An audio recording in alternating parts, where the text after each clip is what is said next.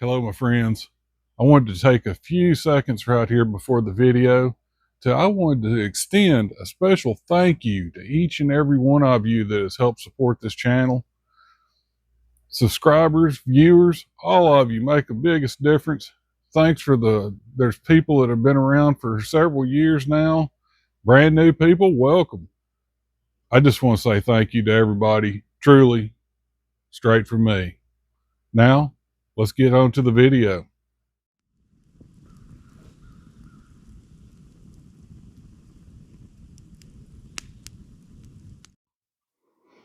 Good morning, my friends. I hope everybody out there is having a great day today. So, today I wanted to talk a little bit, as y'all have all seen, my get home bag. This has been a great get home bag. It's really easy to take everywhere with me. If you hadn't seen the contents of the get home bag, at the end of the video, there'll be a link to where you can go check this out. But this get home bag has some failures and they've bugged me for a long time. And one of them is it has no kind of sleep system in it. Nothing. So if you have to sleep somewhere, you're just out of luck. This bag is not going to help in any type of way. But on the flip side of that, this bag is compact. It's easy to throw in a car. It's easy to throw in somebody else's car if you're going somewhere else. And quite honestly, ask yourself how many of us throw your 30-pound get home bag in a friend's car and you're going to town and you're coming back. I would venture to guess that most people, except the true diehards, if you're honest with yourself, won't take it. You'll leave it at home and you'll just have whatever gear's in your pockets. This is not quite, what should we say, embarrassing. I can throw this in a vehicle and people will be like, that's a little weird, but it's not that bad because it's small. But has no sleep system, and that's a problem. So I thought about it for a long time. I wanted something where I could keep a sleep system, had no food to spoil. It could just sit out in this Texas heat and just take a beating. Of course, my truck usually stays under a carport, so it doesn't get direct sunlight, but still, it is hot. And a lot of stuff in this bag I cannot leave in my truck all the time. It'll get too hot, things will start ruining. So I was like, what can I do? Is what I need is an appendage bag that just stays in my truck. And I thought about it for a long time. My wife has a really cool Minuteman bag. It's kind of like a over the shoulder satchel. It's smaller. You could throw a few things in it. But it's also, I believe it is the Sojourn Minuteman bag. It's got two things. One, it's well over $100. Two, it's not currently available. I'm not knocking on the bag whatsoever. It is an amazing bag. And if you're looking for something like that, maybe they'll start producing them again. They probably just produced a run of them and they'll probably do it again if you want to keep an eyeball on that. But it wasn't available. And quite honestly, I don't want to spend over $100 on a bag that I'm probably not going to carry very often. It's just going to live in my truck. It doesn't take a high dollar bag just to live in the truck. So I found something.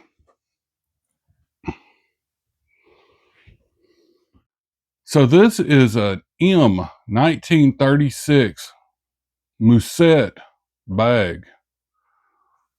And I believe that the Musette is actually just a nickname, came from something French. Don't know what it is. There's a guy that actually does a lot of history, a whole video of history on this bag. But we're not really that interested in that here. Because what we are interested in is this is a reproduction bag. This isn't a vintage bag. It's made identical to the vintage bag. And what this bag was originally was a paratrooper's backpack. So I'll kind of let you see the bag.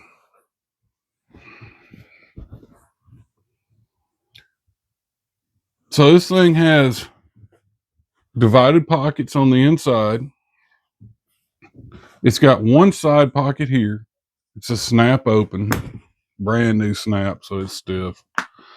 And it's what makes this bag cool is I'm going to turn this around. Unsnap this. And it's got a shoulder strap inside. Now, yes, I said this is a paratrooper's backpack. So see these two clasps right here? If you're wearing the military suspenders at the time, they had D-rings right here. You could literally take this over the back of your shoulders, take this part off, okay? You remove this. Take these, put them around the front, and they clip to these suspenders, which this is be the smallest backpack that I think I've ever seen. It's literally smaller than my sling bag, but it is pretty cool. It hangs well. It's a good size. It's not overwhelming. I could take all this, instead of it tangling and everything in my truck, I could just put it back in that pocket. Boom. It's nice, clean. Now, the one thing that I'm not really fond of on these old military style bags is these buckles. These buckles are always a pain. And they're not a quick get into, especially when you got it faced away from you and towards the camera. Makes it even more difficult. They're clunky. They're junky. I mean, my goodness, people, it was 1936. Got to cut them some slack. This was cutting edge technology. But when you open up the bag, I put a few things in here. One is this hammock. I've never even had this hammock out of the bag. It is too hot outside, and I'm not going to do it. But I've got a hammock. I've got an 8x10 gold armor tarp. I've got a hank of paracord. I've got two huge stakes that are super lightweight. They weigh almost absolutely nothing. And that's all I've got in this bag. So let's see if I can show you this. You got one main pouch. It's divided again. You got the smaller pouch would be for like paperwork or what have you. And then you have another divided pouch.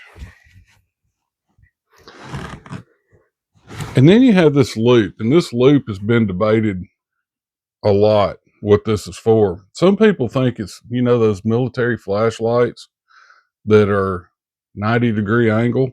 Some people think you can put one of those in there and then you can just turn it on and see the contents of your bag. Whether that's true or not, I don't know.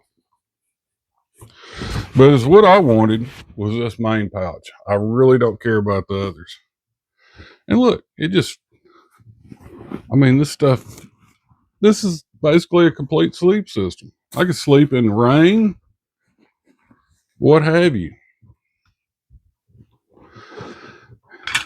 If it just lives in my truck, that's better than me not having one at all. And more than likely, I'm going to be in my truck.